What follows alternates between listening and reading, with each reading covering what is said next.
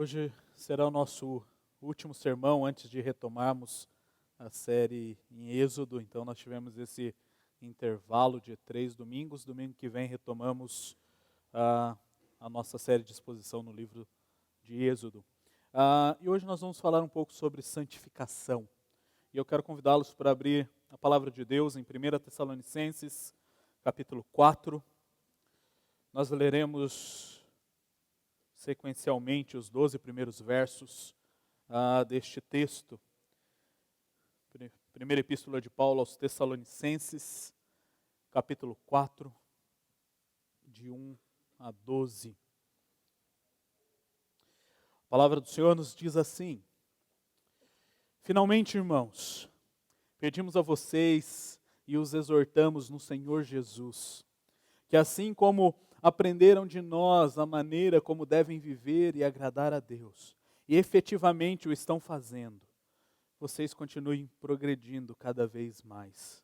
Porque vocês sabem quantas instruções demos a vocês da parte do Senhor Jesus, pois a vontade de Deus é a santificação de vocês, que se abstenham da imoralidade sexual. Que cada um de vocês saiba controlar o seu próprio corpo em santificação e honra, não com desejos imorais, como os gentios que não conhecem a Deus, e que nesta matéria ninguém ofenda nem defraude o seu irmão, porque contra todas estas coisas, como antes já avisamos e testificamos, o Senhor é o vingador. Pois Deus não nos chamou para a impureza, e sim para a santificação. Portanto, quem rejeita estas coisas, não rejeita uma pessoa, mas rejeita Deus, que também dá o seu Espírito Santo a vocês. Quanto ao amor fraternal, não há necessidade de que eu lhes escreva, porque vocês mesmos foram instruídos por Deus a amar uns aos outros. E, na verdade, vocês já estão fazendo isso em relação a todos os irmãos em toda a Macedônia. Porém, irmãos, exortamos vocês a que progridam cada vez mais e se empenhem por viver tranquilamente, cuidar do que é de vocês e trabalhar com as próprias mãos, como ordenamos, para que vocês vivam com dignidade à vista dos de fora e não venham a precisar de nada. Vamos orar mais uma vez? Senhor, nós te agradecemos pela Tua palavra, nós te agradecemos pelo privilégio que o Senhor nos dá de podermos lê-la e ouvi-la no nosso próprio idioma. E te agradecemos pela liberdade de culto, Senhor, por podermos, com as portas abertas, declarar a Tua santidade e podermos ouvir a exposição da Tua palavra. Senhor, tenha misericórdia do Teu povo nesta manhã, e que as palavras dos meus lábios e o meditar do meu coração sejam agradáveis na Tua presença, Senhor, rocha minha e redentor meu. Amém e amém. Meus irmãos, quando nós olhamos a situação dos nossos dias, nós vemos um mundo cada vez mais secularizado e, infelizmente, nós vemos igrejas cada vez mais secularizadas. As coisas têm se tornado normais e diversas situações imorais, elas acabam ganhando a máscara do correto, do politicamente correto e de algo aceitável. E basicamente nós assumimos e fazemos aquilo que todos nós já passamos um dia na nossa adolescência, juventude, quando nós olhamos para os nossos pais e dizemos a eles: mas todo mundo faz. E a resposta dos nossos pais, e que muitos de vocês já deram e que muitos de vocês ainda irão dar, é: você não é todo mundo. E quando nós olhamos para a Escritura, nós aprendemos exatamente isso. Quando nós olhamos para a separação do povo de Deus, nós vemos Deus falando para o seu povo: você não é todo mundo.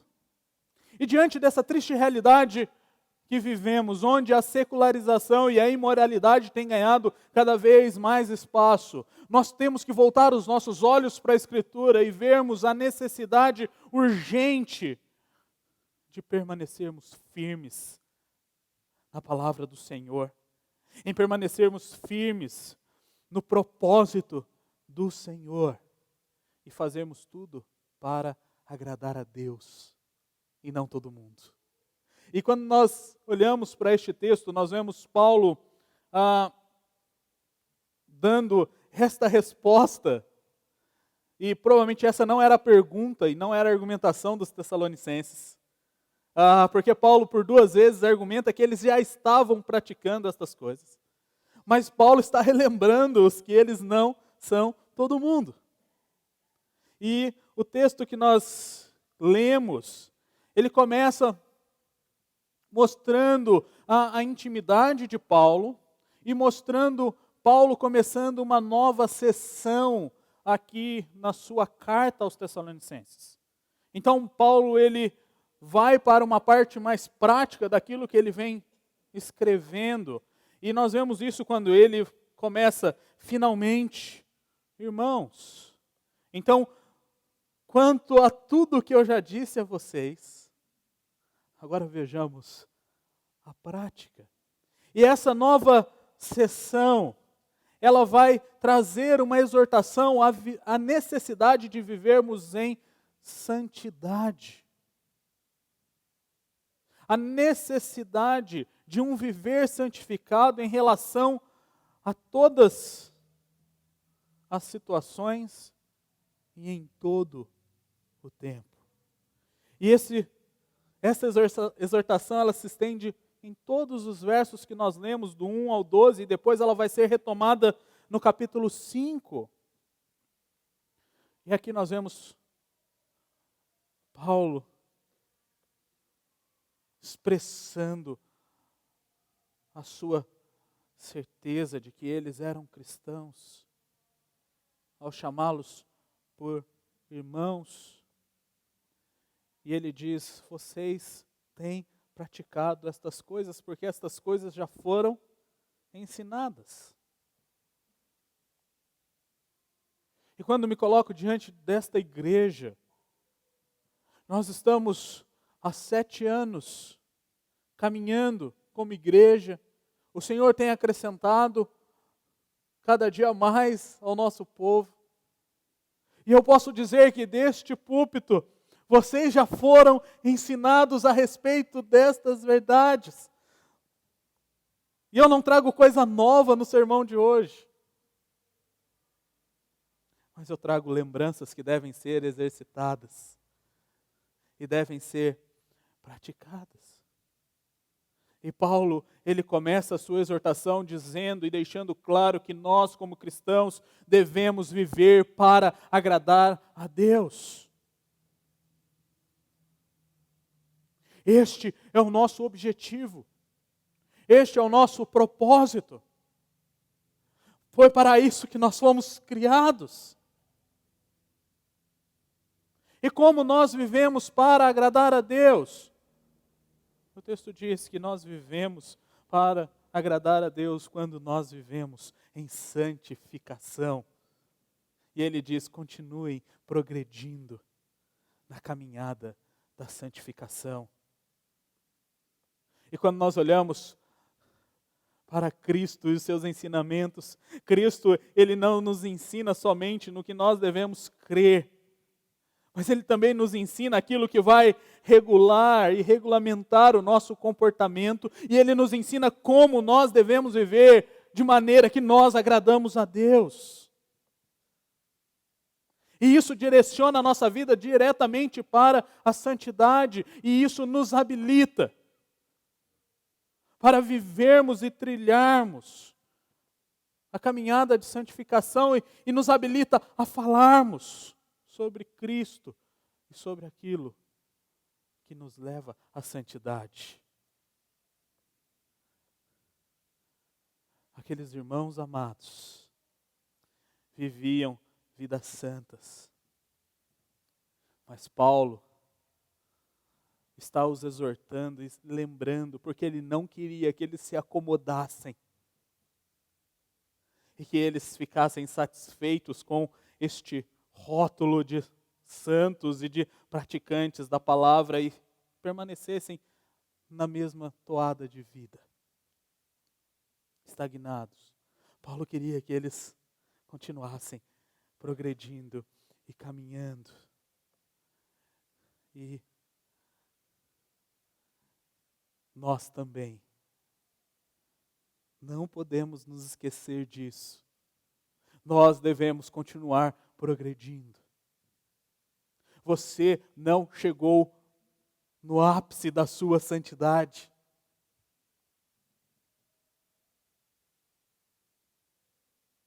E se você parar onde você está, você não permanecerá parado. Você irá regredir. Por isso a necessidade constante de progressão. Por isso nós temos essa necessidade constante de nos lembrarmos que somos chamados para agradarmos a Deus e o fazemos vivendo em santidade. E a pergunta que nós podemos responder nesta manhã, iremos responder no decorrer do texto é: como então nós vivemos em santidade para agradarmos a Deus? E Paulo ele vai dar 3 respostas a esta pergunta. E a primeira resposta que Paulo dá se encontra no início do texto que nós lemos, dos versos 3 a 8. E a primeira resposta de Paulo é fugindo da imoralidade sexual. E o texto, no verso 3, deixa isso muito claro. Ele diz: pois a vontade de Deus é a santificação de vocês, que se abstenham da imoralidade sexual. Esta é a vontade de Deus para nós, que nós sejamos santos e santificados. E nós precisamos entender que a santificação é um dom, mas também é uma exigência.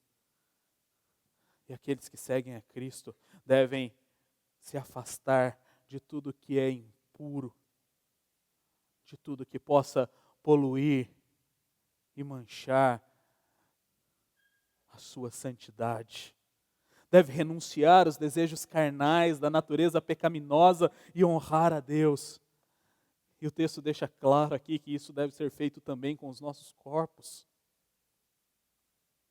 Deus nos chama para sermos santos em tudo que nós fazemos, em tudo que nós dizemos e em tudo que nós pensamos. Somente quando nós seguimos o caminho da santidade, nós seremos transformados à semelhança de Cristo.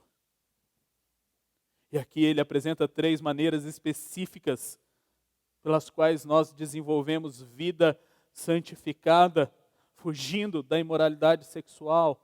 Ele começa dizendo que nós precisamos primeiro nos abstermos da prostituição.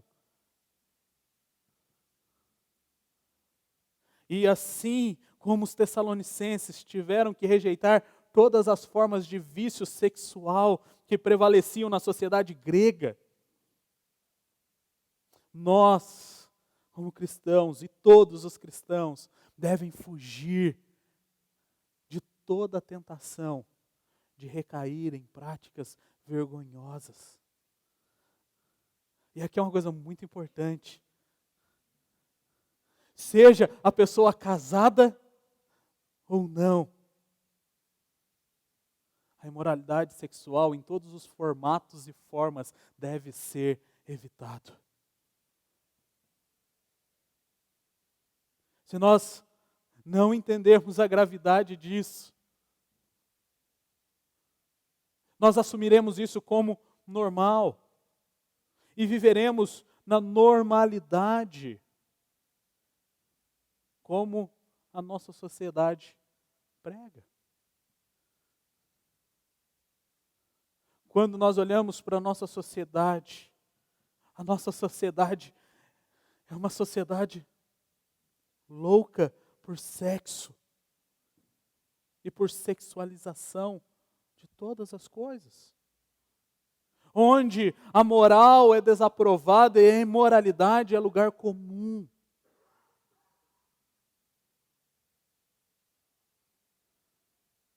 Cada vez mais cresce. Pessoas assumindo vícios como o da pornografia. E se torna cada vez mais comum e acessível.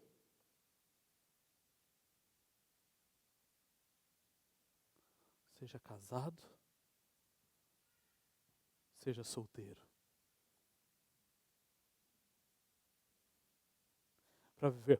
Para vivermos em santidade, nós precisamos nos abster da imoralidade sexual. E aqui ainda, Paulo diz que nós precisamos saber controlar o nosso próprio corpo. E a vontade de Deus é que nós sejamos autocontrolados em questões sexuais. E aqui cada homem deve aprender a viver com a sua esposa e cada mulher deve aprender a viver com seu próprio marido. E a fornicação deve ser evitada. E deve ser apresentado como algo contrário à santa vontade de Deus. Isso respinga no aspecto do contentamento.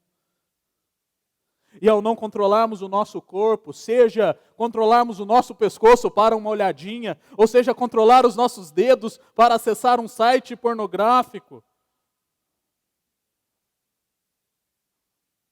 nós estamos desonrando a Deus.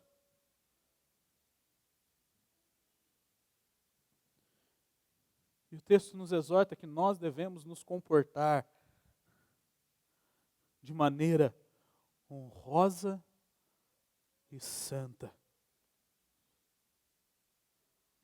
Os ímpios, por causa da sua ignorância de Deus, eles se afundam cada vez mais nas suas paixões ardentes e num estilo de vida totalmente oposto ao conhecimento do Salvador. E nós vemos todo tipo de bestialidade possível, de imoralidade possível acontecendo por causa do descontrole do corpo. E o texto continua. E ele diz que nós não devemos defraudar o nosso irmão. E quando nós pensamos nesse aspecto ligado à imoralidade sexual, ninguém deve violar os direitos do próximo, nem cometendo adultério, nem acessando ou desejando aquilo que não lhe pertence.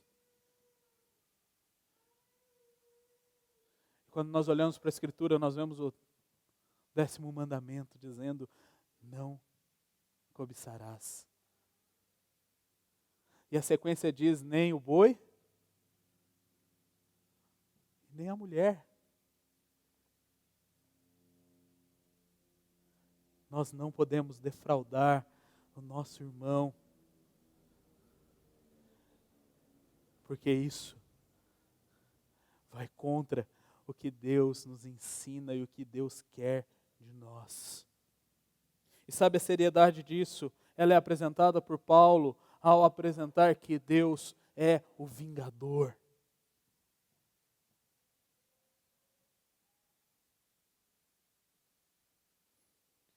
E tenha certeza de que qualquer coisa tentado fazer no escondido, não fica no escondido. Deus vê. E Deus revela. Deus traz luz. Então, para vivermos em santidade, para agradarmos a Deus, nós precisamos fugir da imoralidade sexual. Mas o texto continua. E a partir do verso de número 9 até o verso de número 10, esses 2 versículos, eles falam que para vivermos em santidade com o objetivo de agradarmos a Deus, nós precisamos amar o nosso próximo.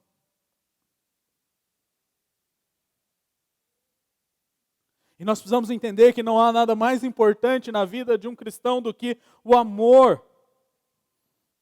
Ele é o fundamento de todas as graças. E deve ser aquilo que liga e sustenta todo o serviço por Cristo.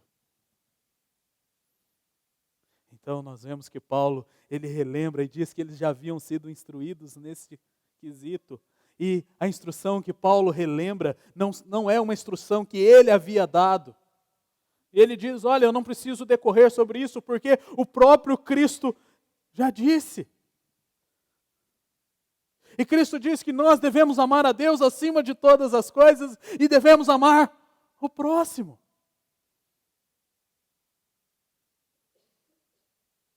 Nós devemos amar os nossos irmãos. E aquela igreja, eles já demonstravam este amor. Paulo deixa claro que eles já eram praticantes deste amor uns pelos outros.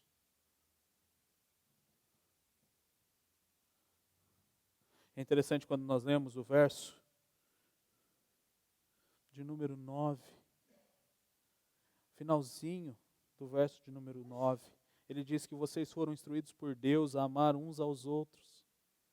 E em verdade, vocês já estão fazendo isso em relação a todos os irmãos em toda a Macedônia. A demonstração de amor daquela igreja não ficava apenas naquela igreja. Quando nós olhamos para a igreja de Tessalônica, era uma excelente igreja, pelo que Paulo nos relata. Eles praticavam a santificação, se abstendo da imoralidade sexual. Eles já estavam praticando o amor, mas eles não tinham os olhos voltados para os seus próprios umbigos. Aquela igreja desenvolvia e demonstrava isso além dos seus limites, além das suas fronteiras. E toda a Macedônia era abençoada por aquela igreja que demonstrava o seu amor.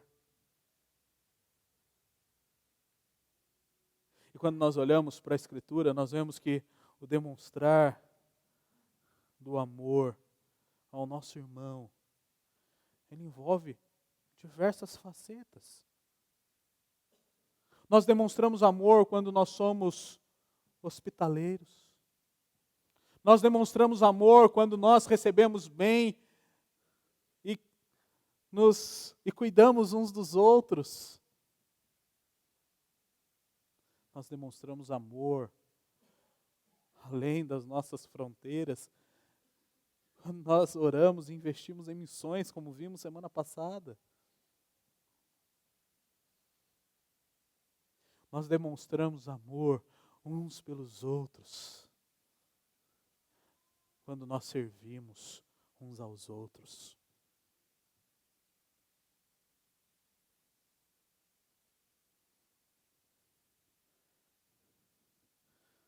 Essa igreja foi amada algumas vezes, mas essa semana de maneira bem especial, de quarta a sexta, Wagner e Eduardo estiveram aqui até altas horas, como nós já relatamos. Foi por amor o serviço.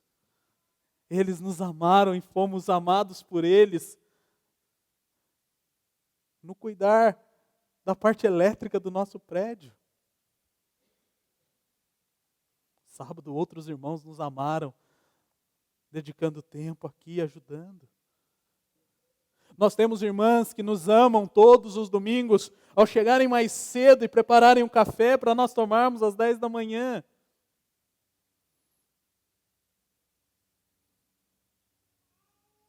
Nós temos irmãos que nos amam quando eles servem a Deus como instrumentos do Senhor para nos consolar, para confrontar o nosso pecado,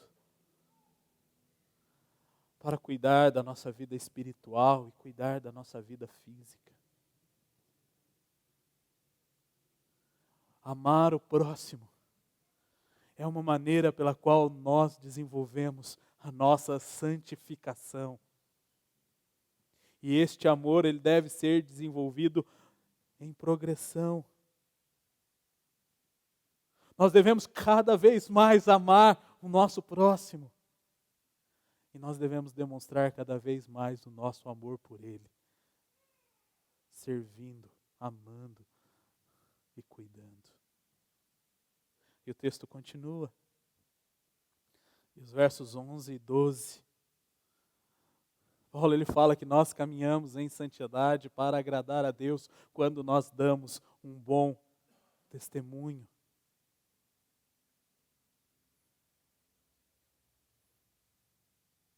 Hoje, atualmente, nós temos alguns movimentos que dizem e que tentam nos convencer que nós devemos conquistar e que nós podemos conquistar qualquer coisa na nossa vida. Ele prega a ambição e ele diz que nós devemos ser ambiciosos. E isso geralmente vai para a vida profissional, vai para a necessidade de ganhar cada vez mais dinheiro para que possamos aposentar uma vida tranquila.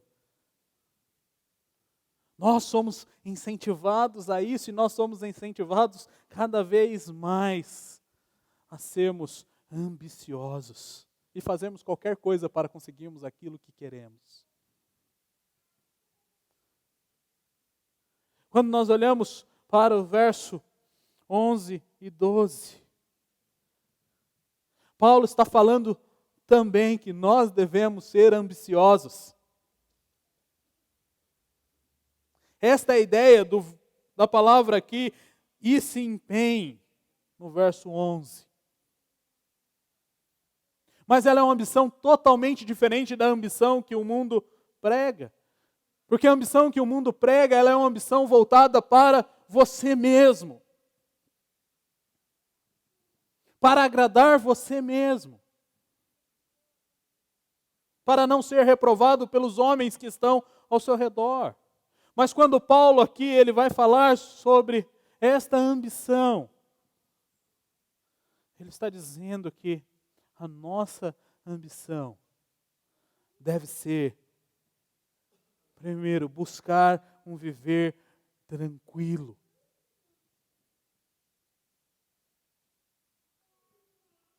É interessante quando nós olhamos esta expressão,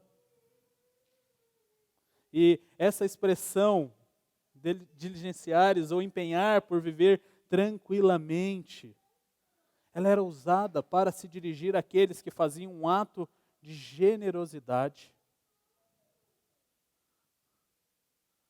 apenas para serem agradecidos por outros. E Paulo está usando esta mesma expressão para falar sobre a vida cristã.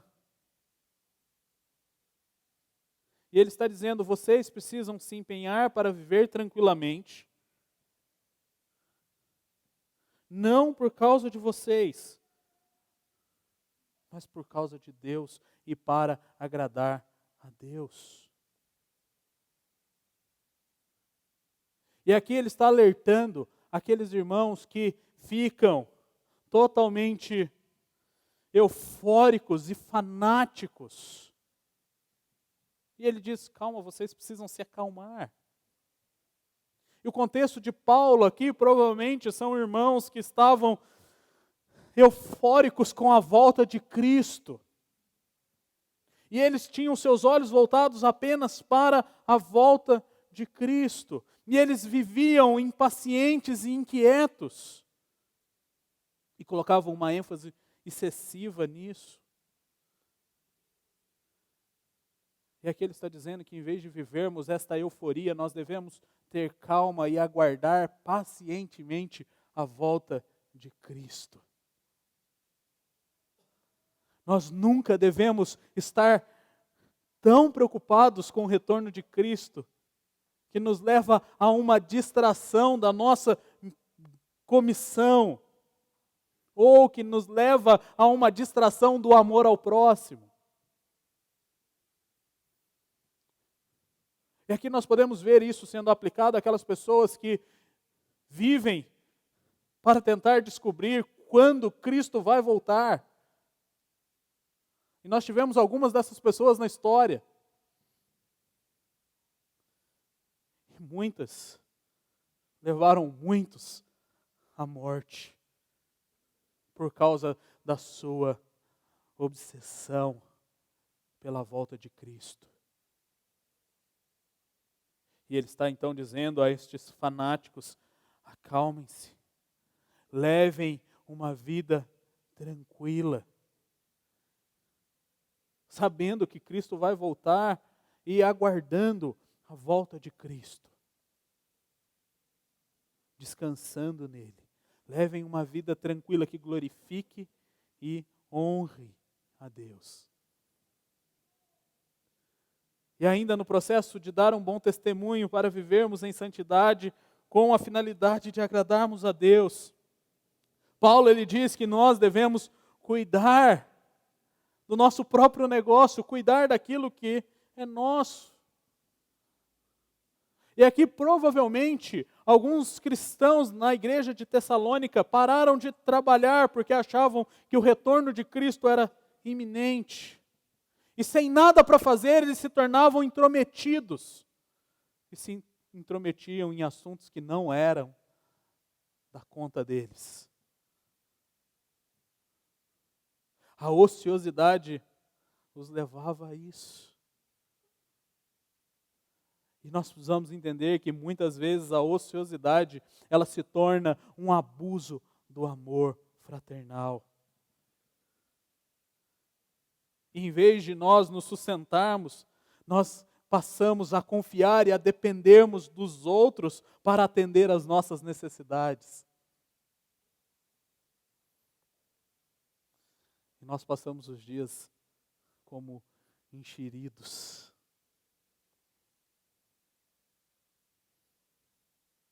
Cuidando mais da vida do outro do que da nossa própria vida. Há 2 provérbios ingleses que podem ser lembrados aqui. O primeiro é que a ociosidade é o pai de todos os vícios. E o outro é que sem moinho, sem refeição.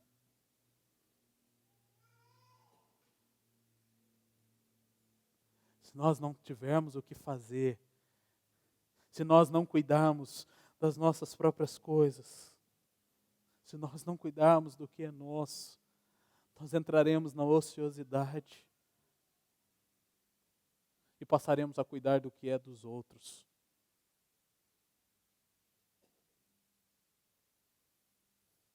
E isso não é viver em santidade.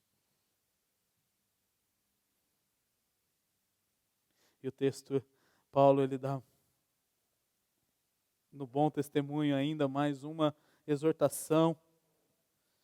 E ele diz que nós devemos trabalhar com as nossas próprias mãos. Paulo havia dado aos cristãos um exemplo a seguir, pois ele trabalhava para ganhar o seu sustento. E aqui nós precisamos entender que a melhor maneira de nos prepararmos para o retorno de Cristo não é nos tornarmos pessoas ociosas e desocupadas, trancados em uma torre de marfim, mas sermos fiéis nos nossos deveres diários e trabalharmos duro para sermos bênção na vida dos outros. Ele diz que como resultado de tal modo de vida, será o ganhar o respeito das pessoas que estão fora. E aqueles que não conhecem a Cristo respeitarão o modo como os cristãos vivem. Estarão mais dispostos a divulgar e dar um bom testemunho daqueles que estão ao seu lado. Nós não podemos, como cristãos, negligenciarmos o nosso trabalho por causa de uma excitação religiosa.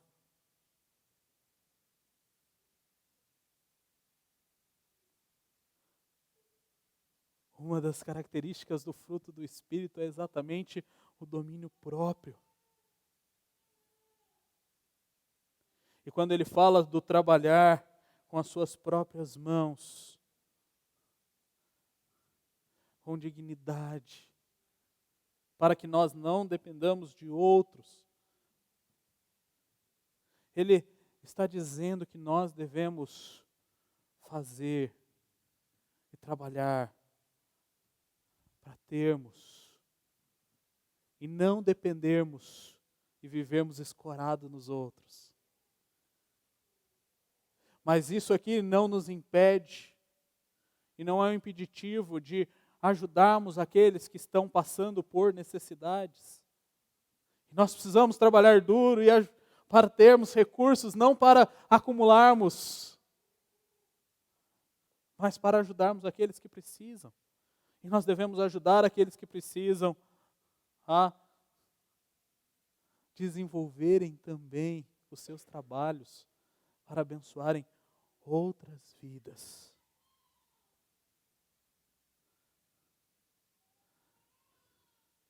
Nós devemos viver em santidade, nos afastando, nos abstendo da imoralidade sexual, amando o próximo e dando um bom testemunho como cristãos. E isso nos leva ao que nós vamos fazer. E além da clareza e da objetividade da exortação de Paulo já ser autoaplicativa, eu quero que vocês se lembrem que o Deus que vocês servem é santo e Ele exige de vocês santidade. Você precisa se lembrar que você não é todo mundo. E nós só nos lembramos que nós não somos todo mundo quando nós olhamos para Cristo e o temos como o grande padrão e o grande exemplo de santidade e de vida. Então não se contamine com a imoralidade sexual dos nossos dias. Não seja um incentivador, não seja um patrocinador da imoralidade sexual. Ame o seu próximo.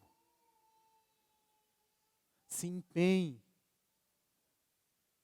em deixar claro o seu amor pelo próximo, de todas as maneiras possíveis. E dê um bom testemunho, pois nós somos embaixadores de Cristo e seus representantes. E ao vivermos em santidade, nós iremos agradar a Deus. E o hino que nós vamos cantar, nós vamos fazer dele a nossa oração. E lembrarmos que para sermos santos, nós precisaremos investir tempo em oração, em estudo da palavra. E nós precisaremos investir tempo em praticar e em caminhar em santidade.